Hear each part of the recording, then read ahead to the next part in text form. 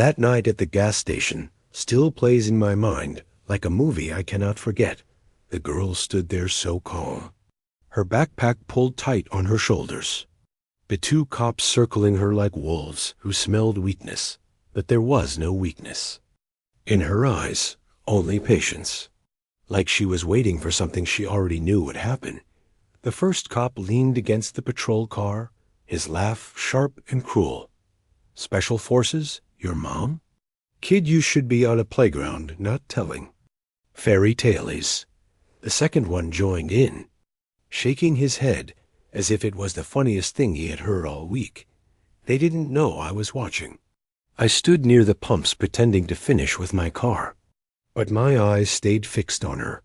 I live in a neighborhood where gossip is louder than truth, where people believe rumors faster than facts, so I knew the way this scene would spread by morning. Neighbors whispering over hedges, calling her a liar, calling her family frauds, but the girl did not flinch. Not even once. She said only 3 words. Steady, almost like a promise. "She's coming now." The laughter from the cops grew louder. One even slapped the roof of his cruiser, as if the moment was comedy. But I swear to you, the air changed. You know when a storm is about to break, that silence just before thunder strikes. That's what it felt like. I looked down the dark road. Headlights appeared in the distance. Slow, steady. Like someone was not in a hurry. The cops didn't notice at first. They were too busy mocking her, asking her what video game she had been playing. But the girl turned, her head toward those headlights, and finally, I understood. The black SUV rolled closer, the engine deep and quiet. The kind of sound that doesn't beg for attention, but demands it. It stopped at the edge of the lot. No screech, no rush. Just calm power. And when the door opened, I felt something I can only call a shift.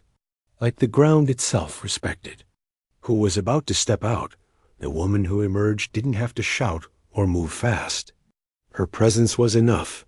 Her boots hit the pavement with certainty. Her posture sharp like a blade. She wore a uniform, not dressy, not for show, but one that carried stories in every crease. The medals on her chest caught the neon gas station light. And for the first time, the laughter from the cops cracked. The first officer straightened up, his smile faltering. The second cleared his throat and stepped back. Neither of them expected this. But the girl only whispered, "Told you," and finally allowed herself the smallest smile. I could not believe what I was seeing. This was not some child making things up. This was truth walking out of the shadows. The kind of truth that leaves no room for doubt. The woman walked past both officers without even glancing at them. She knelt in front of her daughter, placed one hand on her shoulder, whispered something that made the girl nod. Then she stood, turned slowly toward the cops, and in that silence, you could almost hear their hearts pounding. She didn't yell. She didn't threaten.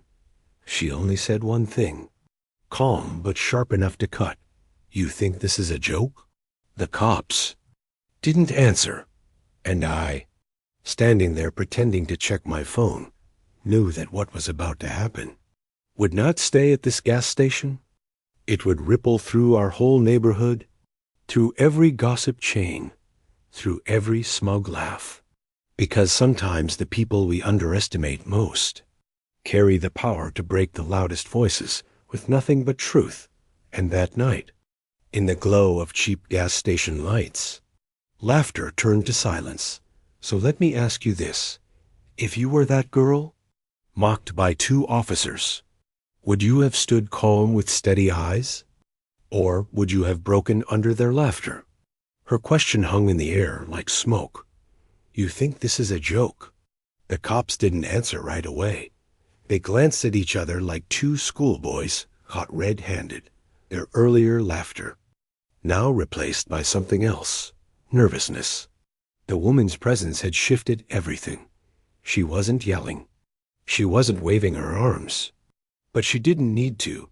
It was power in silence, and silence can be louder than screams. Gas station lot grew still.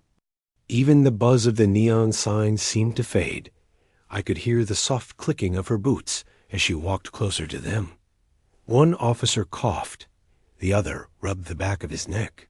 But neither could hide the fact that their smirks had died. Girl stood now, her small hands gripping the straps of her backpack. Her chin tilted just slightly higher than before. She looked proud, like a soldier's child standing at attention. I couldn't help but wonder how many nights she had watched her mother walk out the door in that same uniform. How many mornings? She had prayed she'd walk back in. The woman finally spoke again. "Do you know who I am?" Her voice wasn't raised, but each word felt like a stone dropped in water. The ripples stretched far beyond those two officers. I felt them standing, there by the pump, my chest heavy with the weight of her question. The first cop tried to recover his authority. He straightened his belt, forced his shoulders back. "Ma'am, we were only responding to a suspicious call," he said, but his tone betrayed him. His words were shaky. The second cop nodded too quickly. "Yes, we didn't mean any harm." The woman's eyes narrowed. Her daughter stepped closer to her. "No harm," she repeated softly. But there was an edge. "You mocked my child. In public, in uniform. You laughed at her because you thought she was weak.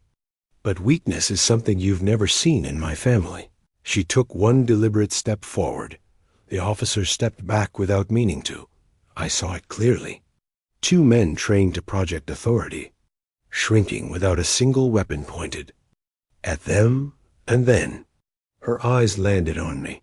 For a second my breath caught. Had she seen me watching this entire time? But instead of anger, there was something else in her gaze. Recognition, maybe? Or a quiet reminder that some things are worth witnessing. The girl tugged at her mother's sleeve. "Mom, let's go," she whispered. But the woman shook her head slowly. "Not yet," she replied. She reached into her pocket, pulled out an ID, and when she held it up under the neon glow, I swear the officers paled. Special Forces credentials. Her name etched in bold print. Medals confirmed by the seal of the United States. There was no denying it now. The cops shifted uncomfortably. The taller one muttered something about misunderstanding. The shorter one tried to explain it away as routine procedure. But the excuses felt hollow in the night air.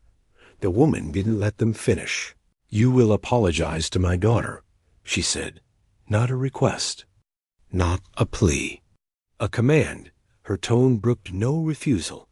The girl looked up at them with wide eyes. Waiting, the taller officer swallowed hard. "Sorry, kid," he mumbled. The shorter one followed quickly.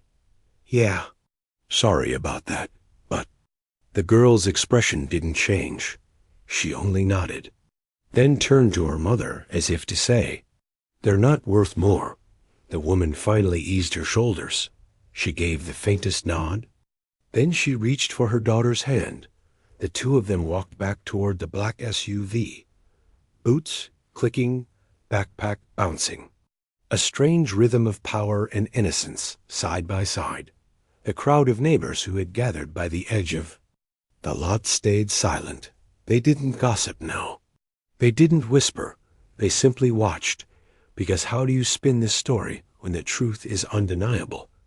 I stood frozen. My hand still on the pump, though my car was already full. My mind raced in our neighborhood. Stories like this didn't stay contained. By morning, every house with a trimmed lawn and polished mailbox would be buzzing with this scene. The HOA president herself would probably have something to say. She always did. But what struck me most wasn't the shame of the cops or the whispers of the neighbors. It was the calm of that little girl. She hadn't cried. She hadn't screamed. She had stood in front of armed men and let her mother's truth do the speaking. And in that moment, I wondered, what kind of strength does it take? for a child to carry silence like armor as the SUV pulled away, the headlights cutting through. The night once more, the officers looked at each other, and then at the ground. They knew they had been broken without a fight, and I knew I had just witnessed something our HOA could never bury, a truth too sharp to be dulled by gossip. Night changed something in me. I had always believed power was in titles, in uniforms, in rules printed on paper, but I saw it differently now. Real power is in presence. Real power is in silence that cannot be mocked. And as I drove home, my thoughts echoed with the same question. If power walked up to you in the form of truth, calm and unstoppable, would you recognize it? Or would you laugh until it crushed your smile? By sunrise, the whole neighborhood was buzzing. It started with whispers at the gas station, then carried like smoke into our quiet streets. By the time I stepped out to get my paper, 2 of my neighbors were already standing by the mailbox, pretending to chat, but I could see their eyes light up when they spotted me. They knew I had been there. One leaned closer. So, was it true? She asked. Did the girl's mom really show up in uniform? Her voice was hushed but eager. The other neighbor crossed her arms. I heard the cops nearly fainted. Is that what happened? They wanted confirmation. They wanted fuel for their gossip fire. I just nodded slowly. Yes, I said. She came. Their jaws tightened. One let out a low whistle. And just like that, the story grew its wings. By mid-morning, the HOA Facebook page had exploded. A post from the president herself appeared. It read like an official statement, though no one had asked her for one. We at Maplewood Estates take community safety very seriously. Rumors of dangerous encounters at the gas station are exaggerated. Please remain calm and continue reporting suspicious individuals to the proper authorities. Suspicious individuals, that's what she called them. Not heroes, not protectors, not even neighbors, suspicious. I felt my stomach turn. This was classic HOA spin. Twist the truth into something that fits the rules. Turn reality into a violation notice. But the story was too big this time. Comments piled up under the president's post. Some defended the cops. Others claimed they always knew the girl's family was different. But a few, just a few, started to question why authority laughed in the first place. I scrolled through it all. The photoshopped memes, the passive-aggressive comments. From neighbors who prided themselves on patriotism, but had mocked a soldier's child without blinking. It was ugly, but it was also revealing. Around noon, I saw the girl again. She was walking home from the bus stop with her backpack bouncing. Her mother's SUV was parked in the driveway now. Neighbors watched from windows as if she was carrying a secret bomb instead of school books. I waved at her softly. She gave me the smallest smile. I wanted to ask her if she was okay, if the whispers at school were as loud as the ones in our streets, but something stopped me. Maybe it was her calm again. That same armor she wore the night before, she didn't need me to protect her. She was already stronger than most of the adults who laughed at her. That evening, the HOA president called an emergency meeting. Of course she did. She thrived on drama. It gave her a reason to hold her gavel like it meant something. I walked to the clubhouse just to see the show. The room was packed, neighbors whispering in clumps. Some were furious, others terrified, and at the center sat the president. Pearls gleaming under fluorescent lights. Binder clutched like it was a weapon. She cleared her throat dramatically. Residents, she said, as you've all heard, there was an incident last night involving our community and local law. Enforcement, she paused, letting the room lean in. We cannot allow this type of disruption to reflect poorly on Maplewood Estates. Her voice dripped with control, like she believed the gas station belonged to her. Like even truth itself had to ask permission before. Entering, one man stood. Are you saying the girl lied? He asked. The president's lips twitched. I'm saying, perception matters. And children often exaggerate. I couldn't take it anymore. I raised my hand. She didn't exaggerate. I said, I was there. Her mother showed up in uniform. And the cops apologized to her face. The room gasped. Some turned toward me with wide eyes. Others whispered behind their hands. The president narrowed her gaze. Mr. Daniels, she said coldly, perhaps you misinterpreted. Misinterpreted? That was her favorite word. Whenever truth didn't fit the HOA agenda. It was misinterpreted, but this time, it wasn't just me. A teenager from the corner raised her voice. My dad saw it too, she said. He said those cops looked like they wanted to disappear. The room erupted, voices clashing, some demanding respect for the soldier, others demanding the HOA protect its image. The president slammed her gavel, but the sound was drowned by the noise, and in the middle of it all, I realized something. This wasn't about one girl or one night. It was about control. The cops had tried to control the moment with laughter. The HOA president was trying to control the story with spin. But truth had a way of slipping through cracks no rulebook could cover. When I left that meeting, the air outside felt heavy, like the neighborhood itself was holding its breath. The girl's house was dark, curtains drawn tight, but I knew inside those walls lived more strength than our entire board combined. And I couldn't stop asking myself, if you were in that meeting, sitting between truth and control, would you have spoken up or stayed quiet to keep the peace the night after the meeting?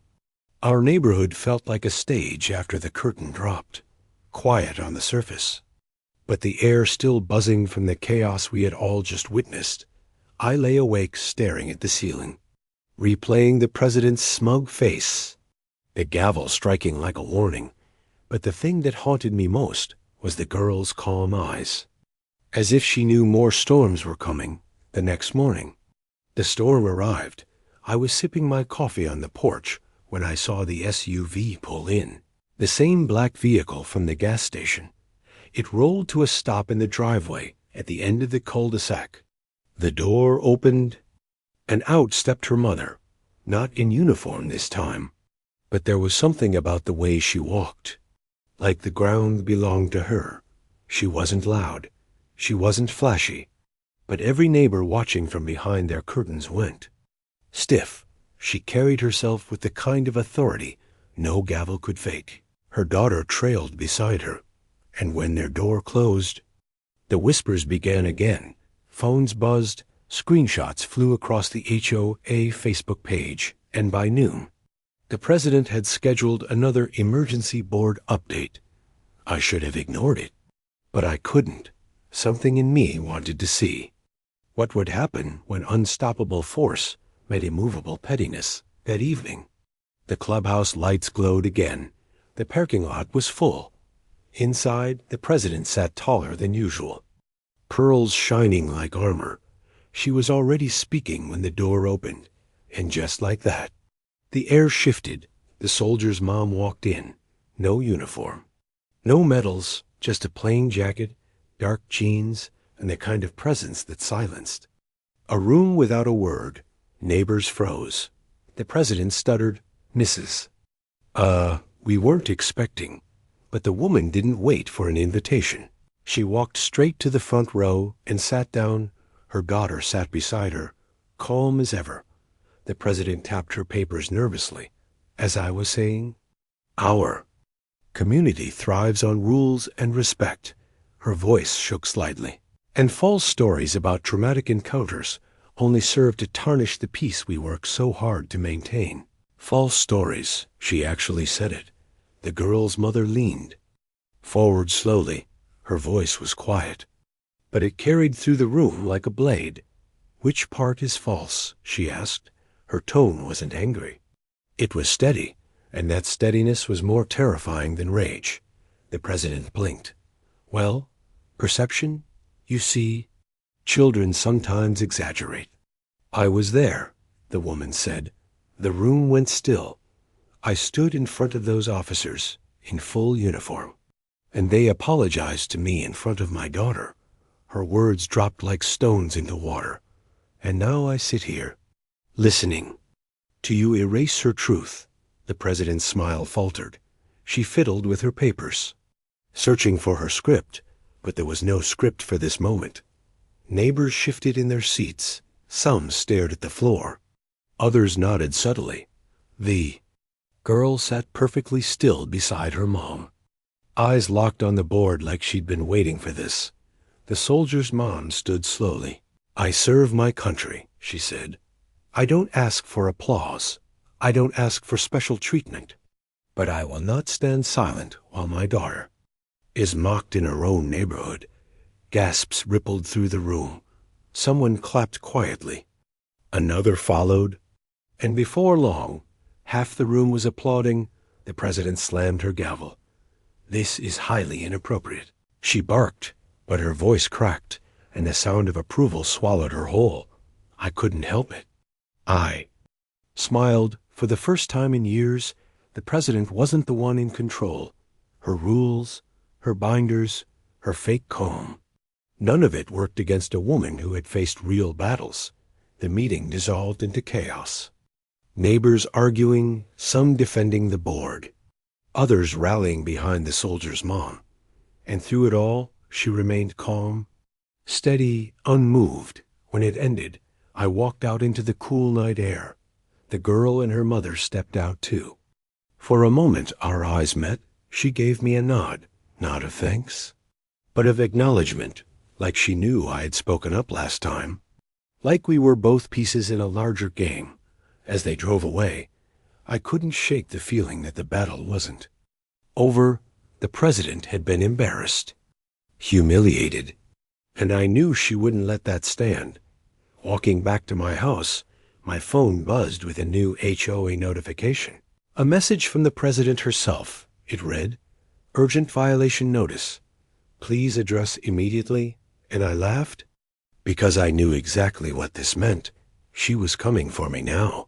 But the question was, how far would she go to get her power back? The letter was waiting for me on my doorstep the next morning. Bright red envelope, bold HOA stamp. Like a threat disguised as paperwork. I didn't even need to open it to know who sent it. But I did anyway. Violation notice. Reason. Improper trash bin placement. Penalty. $100 deadline. Immediate. I laughed. Because my trash bin was tucked neatly behind my fence where it always was. It was obvious. The president was striking back. But this time, it wasn't just about me. It was about sending a message, a warning to anyone else who dared to clap, or nod, or even think about standing against her. Still, I wasn't afraid. I was annoyed, and maybe a little curious about how far she was willing to go. So I didn't pay. I left the notice on my counter and went about my day. But when I came home that evening, there was another letter. Violation 2, asterisk, this time for grass length. Apparently, my lawn was a 1/4 inch too high. 1/4 inch. I knelt down and measured it myself. She wasn't even close. But again, it wasn't about the truth. It was about pressure. By the end of the week, I had 4 violations, bins, grass, paint shade of my shutters, and my personal favorite, wind chime noise disturbance. I didn't even own wind chimes. Neighbors started whispering when they saw me. Some sympathetic, others scared, because everyone knew. If she could come after me, she could come after them. And yet, there was one house she never touched. The house at the end of the cul-de-sac, the black SUV, the soldier's family, not a single violation, not a single note taped to their door. Almost like she was pretending they didn't exist. That silence was louder than all my notices combined. One evening, as I took out the trash, I found the girl sitting on the curb. She looked up and said softly, "She's testing you." I froze. "What do you mean?" I asked. The girl tilted her head.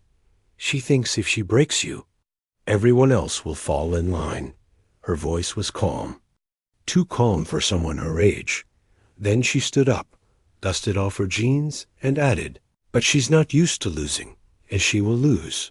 Before I could respond, her mom's voice called from the porch, sharp but warm, and the girl jogged back to her house without another word. That night I sat in my kitchen, staring at the pile of violation letters. I had two choices: pay the fines and surrender, or fight back. But the problem was, how do you fight someone who writes the rules? The answer came the next morning. When I checked the HOA handbook, page after page of absurd rules. Mailbox height must be exactly 42 inches. Holiday decorations may not exceed 12 inches from the roofline. Grass must be maintained within half an inch. Every page was a weapon, and if she wanted to play this game, I would use her own weapons against her. That evening, I walked the neighborhood with a notebook, measuring, noting, recording, mailbox too tall, fence shade off by 3%, garage door trim unapproved color. By the time I was done, I had a list of 20 violations, and every single one belonged to board members, including the president herself. The irony tasted sweet, because according to her own rules, her perfect house wasn't perfect at all, and all I had to do was follow the process. So I did. I submitted every violation formally. No anger, no sarcasm, just pure compliance. And I waited, at first, silence, then whispers, and the inevitable storm. 3 days later, I was walking my dog when the president stopped me on the sidewalk. Her smile was sharp, but her eyes were desperate. "David," she said, "I think we've gotten off on the wrong foot." She called me David for the first time ever. Not sir, not homeowner, but David. I tilted my head. "Have we?" asked. She pressed on. "These violation reports? They're excessive? Surely we can come to some understanding."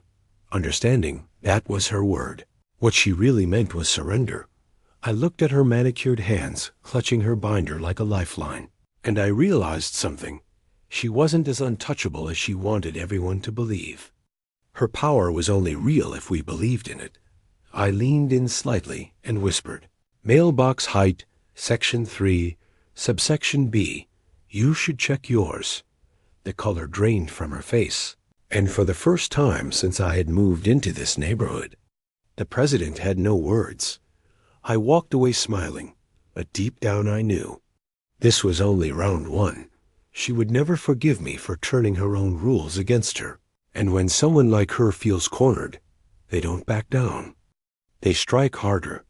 That night, as I locked my door, I caught a glimpse of headlights lingering at the end of the street, watching, waiting, and I couldn't help but wonder, how far would the president go to keep her grip on this neighborhood? The headlights stayed outside my house for 3 nights in a row, never moving, never turning off. Just sitting at the far end of the street, like a warning. I tried to convince myself it was coincidence, but deep down, I knew it was her. The president had lost the battle of papers and rules. Now she was shifting into something darker, something quieter, psychological warfare. On the 4th night, I decided to test it. I stepped outside. The air was thick with silence. I walked down my driveway slowly, and the headlights blinked off. The car vanished into the night without a sound, and I stood there in the dark, realizing this was no coincidence. This was a game, and she wanted me to know she was playing it. The next morning, I found another letter. But this one wasn't in an envelope. It was taped to my door. No HOA logo. No official language. Just 5 words scrawled in black ink. "You don't belong here." I held the paper in my hands and laughed, because now she wasn't even pretending anymore. The mask of professionalism was gone, and what remained was pure pettiness. But laughter only goes so far, because as the days went on, the whispers around the neighborhood grew louder. Neighbors who used to wave at me stopped making eye contact. Conversations ended when I walked by, and once, I caught two board members peering into my yard with clipboards, writing notes as if they were inspectors. It wasn't just about me anymore. It was about isolating me, making me feel like an outsider in my own home. But what she didn't realize was, isolation can be powerful too when you're not tied down by fear of losing friends or approval. You're free to fight harder. So I leaned in. I filed more violations, documented every petty detail. I even found that the treasurer's shed was technically 1 foot too close to the property line. By our own rules, he should be fined hundreds of dollars. And I turned in the report. But that night, something strange happened. I heard footsteps outside my window, soft at first, then louder. I peeked through the blinds. Nothing. But in the morning, I found muddy shoe prints by my back door, too close for comfort, and I realized this had crossed a line. It wasn't just letters anymore. It was intimidation. I went to the board meeting that evening. The president sat smugly at the front, acting as if nothing was wrong. When it was time for open comments, I stood up. I didn't raise my voice. I didn't threaten. I simply said, "My home was trespassed last night. If it happens again, the police will be called." The room went quiet. The president gave a practiced smile. "David, you have no proof. Perhaps you imagined it." Her tone was dripping with condescension. But then, a voice from the back spoke up. I saw the car too. Everyone turned. It was the soldier's mom. Her calm voice filled the room. "They sit there every night, and they're not hiding very well." The president's face froze. For the first time, she was the one caught off guard. But she recovered quickly. "Let's not entertain wild accusations," she snapped, slamming her gavel. But the seed was planted. Whispers spread through the room, because if one neighbor had noticed, others might have too. That night, as I walked to my car, the soldier's mom caught up with me. Her eyes were sharp. "She's trying to break you," she said. "She thinks fear will silence you, but fear is only power if you let it stay inside." I nodded slowly, but as much as her words sounded strong, I couldn't shake the chill in my chest, because fear doesn't just vanish. It crawls under your skin and lingers. When I got home, I found another note on my doorstep. This one even shorter. "Leave." Just that word, written in the same black ink. I crumpled it up and tossed it aside. But inside, the tension grew heavier. The following week, the violations stopped. No letters, no fines, no petty accusations. At first, I thought I had won. But then I realized she had simply shifted again.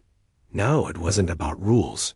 It was about reputation. Rumors began spreading. Someone said I had a criminal record. Another claimed I was behind on my mortgage. One even whispered that I had threatened board members. All lies, but in a neighborhood like ours, lies spread faster than truth. I found myself walking through the streets with eyes following me, not openly hostile, but suspicious, like I had become the villain of the story she was telling. One evening, as I pulled into my driveway, I noticed something strange. Spray paint on my fence, one word in red. "Outsider." I stood there staring at it. Neighbors peeked from their windows, but no one came out. No one asked if I was okay. No one offered to help. And that silence cut deeper than the paint asterisk. Later that night, I sat in my living room.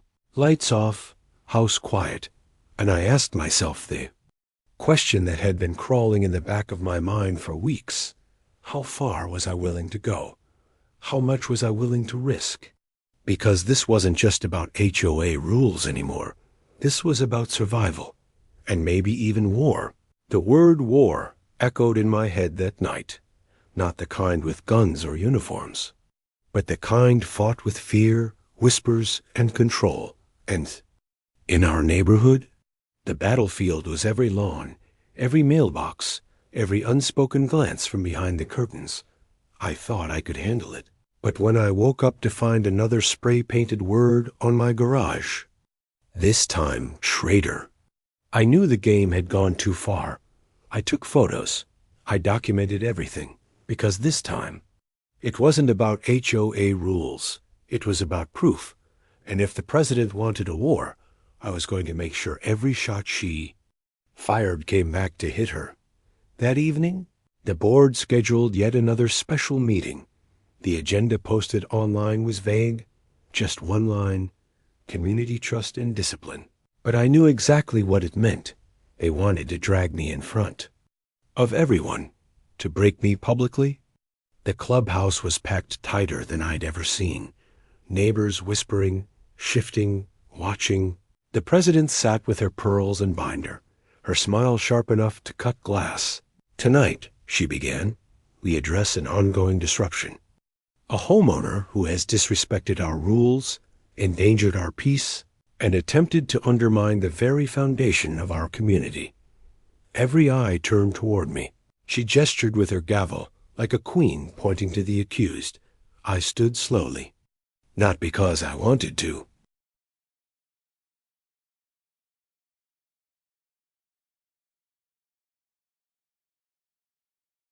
But because I wasn't going to give her the satisfaction of seeing me sit in silence. "I've broken no rules," I said.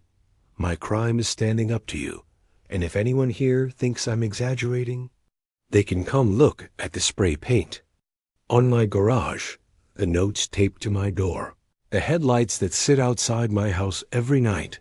Gasps rippled through the room. The president banged her gavel. "Lies, fabrications. He is slandering this board."